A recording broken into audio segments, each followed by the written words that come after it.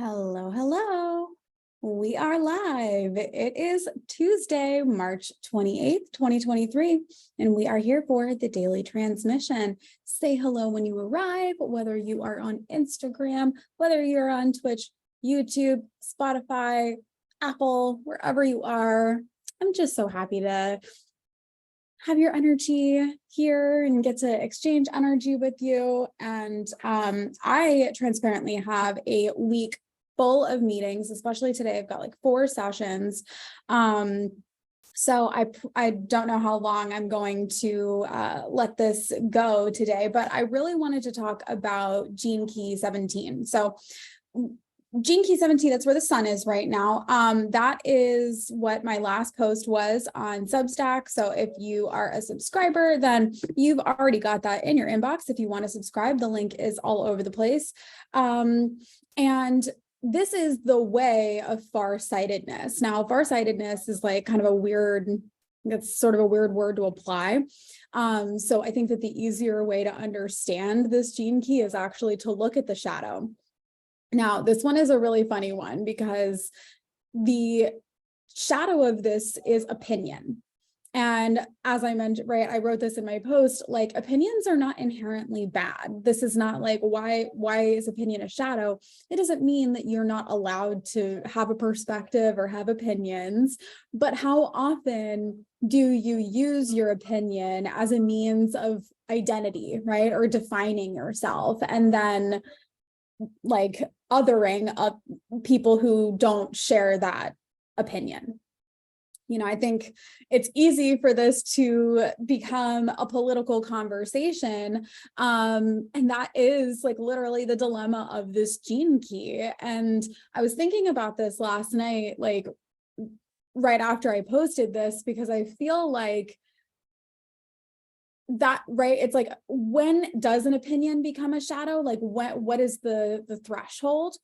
And I think that things become political when we are like absolutely divided in our perspectives and just lack the ability to create compromise or come together. And this would be an Aries fucking gene key too, because if you think about it, Aries is the opposing sign to Libra. And Libra is the sign of compromise and harmony and coming together and, you know, taking what we can from each other's perspectives to like do something and move forward, you know. And then I was reading in A Course in Miracles this morning, and A Course in Miracles, it can, you know, this is something that I enjoy, something that I personally find inspiring and brings me peace.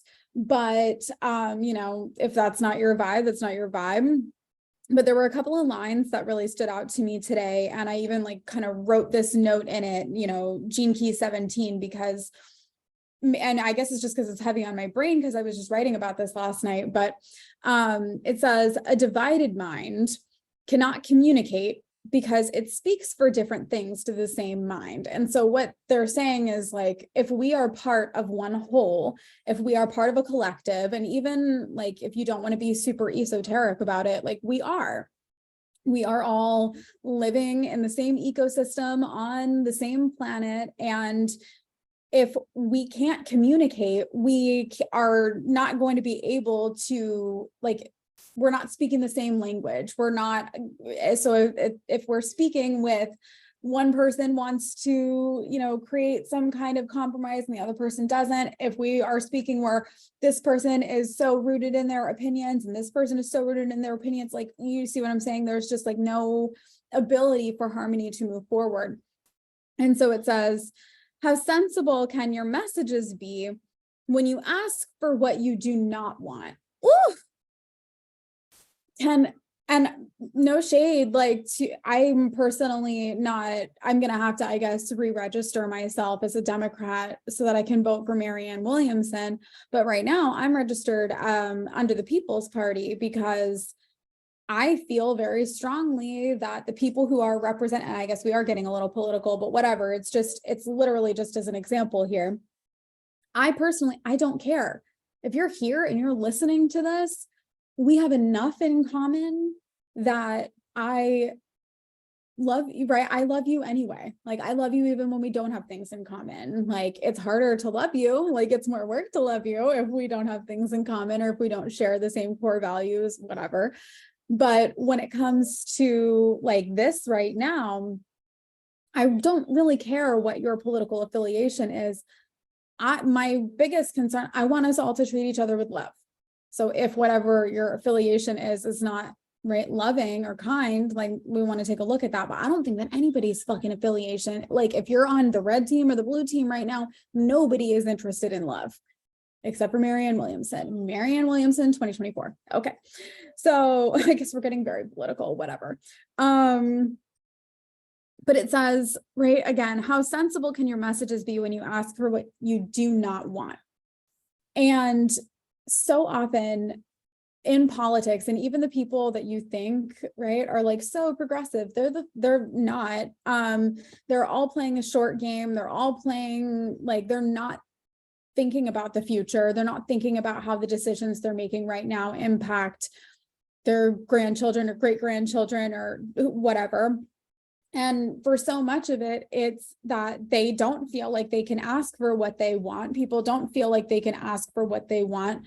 And so we ask for, or we point fingers, or we ask for, you know, half of what we want, or we whatever. And this is, we keep like circling back to this concept of looking at things from a solutions-based perspective, from a loving perspective, versus judgmental, versus everything sucks because of you, right? Like, how about take a look in the fucking mirror?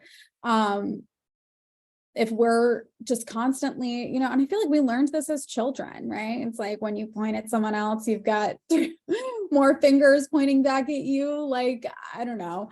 That's where opinion becomes a shadow, is when you are so fixed in the opinion that you have that it becomes an identity, and it becomes something that you use to like other people, to alienate and isolate, essentially.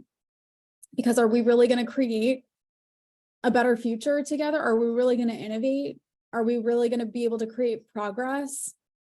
I'm going to, like, I hate to fucking break it to you, but I have to imagine that there were people who had different religious beliefs, moral ideologies, familial backgrounds, levels of wealth, when I'm talking like the American Revolution or like the French Revolution. Like, when people are really trying to make real shit happen, it's not your religion or the amount of money in your bank account, or none of that actually matters when we're coming together to create a better future. Like, just, I have to imagine that anytime that real innovation has happened, that real change that has like positively affected and moved people forward, involved people with different perspectives and different opinions, setting those opinions aside, or being able to live with the fact that other people have opinions. Like, do you really think that you are absolutely correct about everything? Like, that is so egotistical and so arrogant. I don't even know where to begin. There are some things that may be very important to you, and that's fine. But when it becomes something that we use as a tool for separation, and when it becomes something that we are pointing at that just is there to say, well, I don't want this. Well, I don't like this. Well, the more that we talk about what we don't like and what we don't want, and the more that we're just creating, like, expanding that energy, the more that we're like empowering that thing and making it something big and real, like a fucking monster in the closet. There's no monster in the closet. Turn on the light. Okay. It just, and this says here, the separation is nothing more than the belief that it is different. Like we are separated by each other only because we believe so firmly that we are different. Oh, well, you're a fucking Democrat, you're a Republican, you're a whatever, like you're a neoliberal, you're a millennial, boomer. What if people can surprise you? What if those labels don't actually mean as much as we think they do in the grand scheme of things? Maybe if we took a step back and shed the labels for a fucking second and just were transparent about what it is we do want and what we want to see, we would have so much more in common than you think we do. Like, it just like boggles my mind that anyone in the world, regardless of political affiliation, regardless of, right, it's the shadow, it's the shadow of the 17th gene key, right? Opinions are fine. It is when we become political with our opinions that we are so like against you and I'm me and this is who I am. And it's like, that's not what moves anybody forward.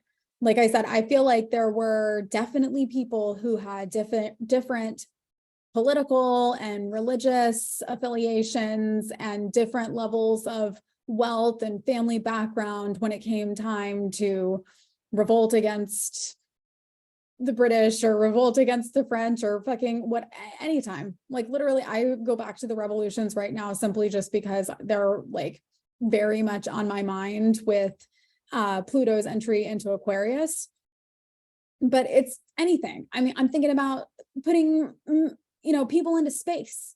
I'm thinking about the internet. I'm thinking about, fucking airplanes, travel. I don't know. Like, I'm thinking about things that like changed humanity for the better in a way that was just like, it was pivotal. Like we're never going to go back from that moment. I feel like moments where people had to come together to create a better future or to create something new or to do something awesome. It involved people setting aside political differences, political opinions to do something, to create a common goal. And so I just ask you, like, what is the goal? Not who are you? What are your labels? What are you, right? Not who do you want to vote for even, but just like, what do you want to see in the future? Like, what do you hope for? Like, when you think of hope, when you think of like, what is it that you want to see? What do you want to be part of? And we have got to stop fixating on what we think the problem is and who we think the problem is. Like, it's fine to be self-aware, but we need to be solutions oriented. Like, it's fine to be aware of what we don't want, but it's not something that we need to dwell in and spend all of our time on. It's like, if you fucking stub your toe, are you just going to sit here and bitch about it all day? Right? If I pull a muscle, am I going to sit here and just cry about it all day? Or am I going to do what I can to create a solution, to move fucking forward? I don't know. It's not a great analogy, but I just really, we are not stuck. The only thing that keeps us stuck is the belief that we think we are stuck. So, yeah, I love y'all. Happy Tuesday. Yeah, we had Mercury come into conjunction with Jupiter like early morning hours. So this is a day for telling people how you really feel and what you really believe in. Isn't it though? But what do you really believe in? Not who sucks and what don't you like. So often I ask people, so what what do you want? You know, I sit down with a client for the first time, or, you know, in our first couple of sessions, like, okay, well, so what would you like to see? What would you like to see, hear, and feel? Like, what would you like your day-to-day or your life to look like? And so often the answer comes back, well, I don't want to wake up to an alarm, and I don't want to have to do this, and I don't want to have to do that. And it's like, did you hear what I asked you? I asked you, what do you want? And I know that we're hardwired to focus on the things that we don't like, but again, that's not doing anything for you. You're not creating the space for solutions to come in. Okay, so stop thinking you know everything, because that is insane, like literally insane. Open yourself up to believing in new things and speak it out loud. Let people know, like, I believe in a better future. I do not believe that we are stuck in this like pattern. I believe that cycles are there and patterns are there for us to recognize them, and they can be broken. They can be manipulated and changed and looked at from different perspectives. I do not believe that anything is fixed or set in stone. Even, right, the astrology, like, we have the astrological opportunity. That doesn't mean that God himself is going to come down. Oh my God, that's what people think though. I'm so sorry. I don't mean to laugh. You're like, have your opinion, have your perspective. But it just occurs to me, like, I'm saying something like this and I'm like, oh, some people do believe that, like, of course. So maybe God himself is going to come down. I don't know. I think probably we need to create the conditions for that to happen though. Whatever, we're getting away from ourselves. I love y'all. Happy Tuesday. I hope you have a wonderful day. Open yourself up to the idea that you can be surprised. Like, let yourself be surprised. You don't know everything. You don't know everything. You don't know how people are going to be. You don't know how they're going to react. You don't know how they're going to receive you. You don't know what they're going to say. Drop it. Drop your mindset of what you think people are going to do. Let yourself be surprised and let yourself be like, this is what I want to see. I want to see someone like Marianne Williamson as president. And so I'm not going to, oh no, she can't, or talk about how, like, nope, I'm going to talk about how much I love this. I love it. I love it. I want to see it. I want to see more of that. If you're like Marianne Williamson and you have the opportunity to run for office, local office, like, do it, get there, do it, right? Lead with love. We need more people with love, less political, more love. Okay, that's it. Love you so much. Have a great Tuesday. And subscribe to the Substack. There's always good stuff going on there. So I will catch you tomorrow, 9 a.m. for the next transmission. Bye, friends.